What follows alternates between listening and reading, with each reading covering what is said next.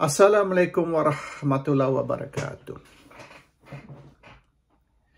Sekiranya kita nak buat kajian ataupun tesis tentang politik Malaysia, terlebih dahulu kita kena buat kajian atau tesis tentang Tun Dr. Mahathir Mohamad. Apa kita lihat hari ini? Sikit sebanyak, semua disebabkan oleh Mahathir. Misalan, tahun 60-an, golongan Young Turks menentang Tengku Abdul Rahman, Perdana Menteri yang pertama. Dan Gurkha yang ditugaskan untuk membuat serangan terhadap Tengku Abdul Rahman ialah Mahathir. Sebab apa dipanggil Young Turks? Young Turks ni istilahnya berasal dari Turki 100 tahun dulu selepas Perang Dunia Pertama. Dan golongan Young Turks ni dipimpin oleh Mustafa Kemal Atatürk yang ingin melihat reformasi di Turki. Beratus tahun Turki ni memimpin Ottoman Empire ataupun Empire Islam. Dan ini satu sistem feudal. Dan Young Turks ni ingin menghapuskan sistem feudal dan mewujudkan satu republik, democratic republic, di mana feudalism ni akan dihapuskan. Secara tak langsung juga empire dihapuskan dan negara-negara kecil republik wujud atau ditubuhkan on the ashes of the Ottoman Empire. So Mahathir kononnya is the Young Turks of Malaysia ataupun menyertai Young Turks of Malaysia yang ingin mengubah boleh dikatakan the entire Malaysian structure. Dan ini termasuk menghapuskan feudalism ataupun monarki dan wujudkan satu republik. Republic of Malaysia. Ini tahun 60-an lagi sudah menjadi cita-cita Young Turks.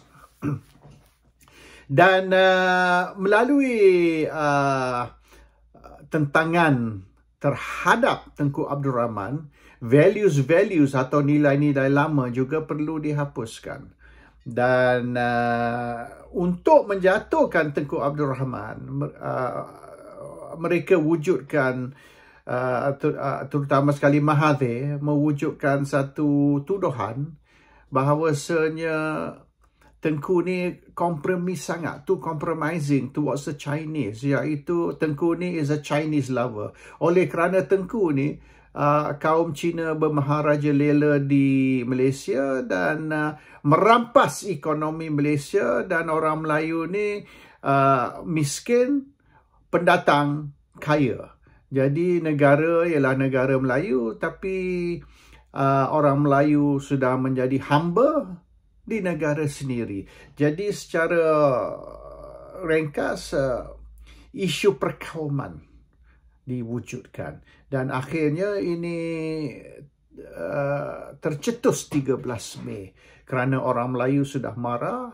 Dan Mahathir pun keluarkan buku dia, The Malay Dilemma. Itu strategi awal untuk mengubah iklim Malaysia dari feudal kepada republik.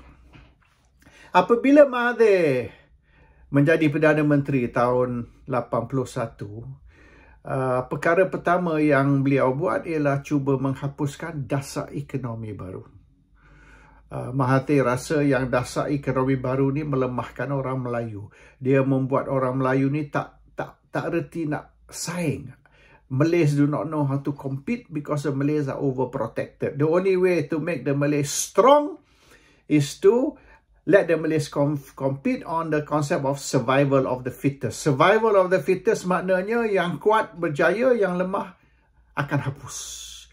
And the only way the species can continue, any animal species can continue, is on survival of the fittest. Sekiranya kita protect yang lemah, maka yang kuat pun akan jadi lemah. Sekira kita tidak beri protection atau pelindungan kepada yang lemah, maka yang lemah akan mati, yang kuat akan berjaya. Eventually, the Malays will become a very strong race, not a weak race yang bergantung kepada subsidi ataupun crutches untuk survive. That's Mahathir's master plan, to re-engineer the Malay race so that the weak will be eliminated, the strong will survive, and the Malays will become a very strong race.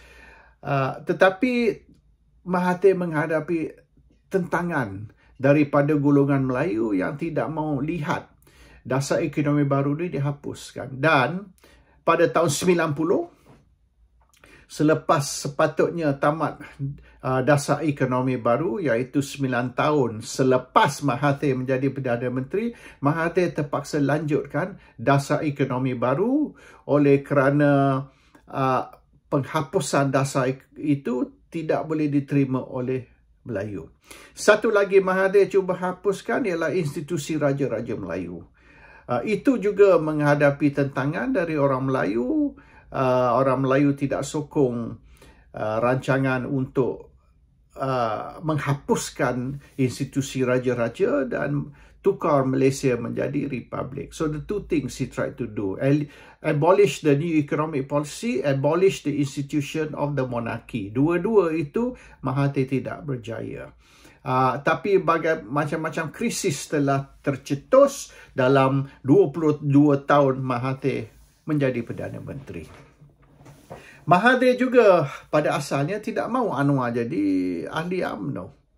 Tapi atas desakan Tengku Razali Hamzah yang insist, yang pujuk Mahathir, maka akhirnya tahun 82, setahun kemudian Mahathir setuju Anwar menyertai UMNO.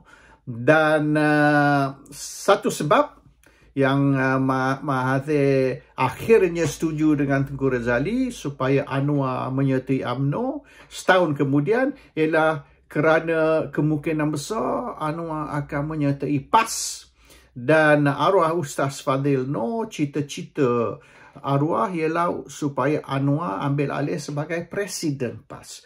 Kalau Anwar ambil alih sebagai Presiden PAS, maka UMNO akan menghadapi masalah. So, Mahathir sendiri telah berkata, to prevent Anwar from joining PAS, we took him into UMNO, where we can control him. That is the issue.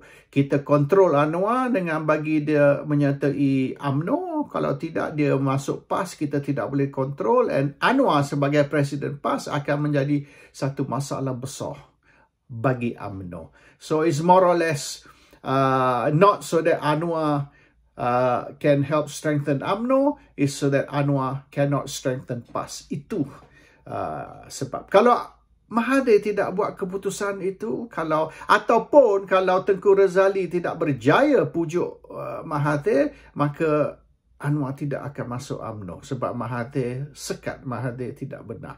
So, apa yang berlaku selepas itu tahun 82 onwards is all because of Mahathir's decision. Jadi, all these decisions pada tahun 60-an hingga tahun 80-an menyebabkan the direction of both UMNO and PAS ataupun the direction of Malay politics berubah. And Malay politics changed directions from there on. And rivalry di antara PAS dan UMNO bertambah hebat lagi oleh kerana Mahathir memang tidak boleh terima hukum syariah, negara Islam, konsep khalifah Islam, raja-raja Melayu dan sebagainya. Mahathir percaya kepada plural society ataupun pluralistic society di mana semua agama sama. And itu satu yang PAS tidak boleh terima.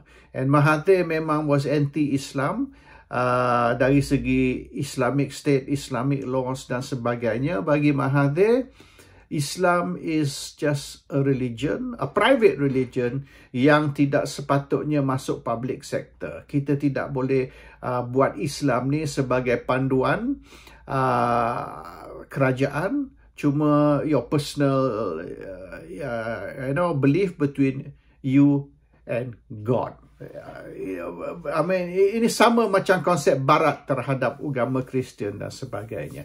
So Mahathir lawan PAS habis-habis sebab Mahathir tidak percaya kepada sistem kerajaan Islam, tapi sistem kerajaan sekular and under a republic system. So UMNO punya wajah, UMNO's identity pun berubah oleh kerana Mahathir. Pada asalnya UMNO ni was pro-Islam, pro-monarki dan sebagainya. Tapi oleh kerana 22 tahun di bawah Mahathir, maka UMNO pun berubah, and the difference between UMNO and PAS ni lebih glaring. Was a wider split between UMNO and PAS. Selepas itu apabila Mahathir menyedari yang Anwar ni, selepas buang Anwar dari UMNO, dan Anwar ni sudah mula popular di golongan sekularis ataupun the multiracial community, terutama sekali civil society, NGO, DAP dan sebagainya. And UMNO ni masih main politik lama, iaitu race-based politics ataupun ketuanan Melayu yang dipanggil ketuanan Melayu politics. Mahathir menyedari yang kemungkinan besar UMNO akan hilang kuasa pada tahun 99. And apabila UMNO memang hampir hilang kuasa walaupun masih menang pilihan raya, tahun 2003 Mahathir letak jawatan dan serah kepada Abdullah Badawi. Abdullah Badawi ialah pilihan Mahathir. Mahathir wanted a weak Prime Minister, Perdana Menteri lemah, supaya dia boleh kontrol. Dan apabila Mahathir tidak dapat kontrol Abdullah Badawi, oleh kerana Abdullah Badawi ini bergantung kepada golongan tingkat 4 yang diketuai oleh Khairi Jamaluddin, maka Mahathir pun gulingkan Pak Lah dan gantinya dengan Najib. Walaupun Pak Lah semasa itu pro Muhyiddin dan ingin Muhyiddin menjadi timbalan Perdana Menteri, tapi atas interference Mahathir, oleh kerana campur tangan Mahathir, Pak Lah terpaksa appoint Najib dan bukan Muhyiddin sebagai timbalan beliau. Dan apabila Pak Lah turun, maka automatik Najib naik jadi Perdana Menteri. Dan sekali lagi Mahathir campur tangan dalam urusan Najib, dan apabila Najib tidak boleh dijatuhkan melalui dalaman, Mahathir terpaksa jatuhkan Najib dari luar. Itulah lahirnya Pakatan Harapan. Dan pada pilihan raya yang ke-14 bulan Mei tahun 2018, maka UMNO dijatuhkan dan digantikan dengan satu kerajaan baru, kali pertama dalam sejarah, iaitu Kerajaan Pakatan Harapan. Tapi itu bukan final destination Mahathir. Itu bukan hasrat Mahathir. Mahathir hanya guna Pakatan Harapan untuk menjatuhkan UMNO dan Barisan. Oleh kerana mengikut Mahathir, it's impossible to topple a sitting Prime Minister. And the only way to topple a Prime Minister is to topple the government. Maknanya, kalau kita nak jatuhkan Perdana Menteri, maka perlu kita jatuhkan kerajaan. And to get rid of Najib, you have to get rid of the government. Tapi bukan hasrat Mahathir untuk serah kuasa kepada Pakatan ataupun DAP ataupun Anwar. Temporary sahaja.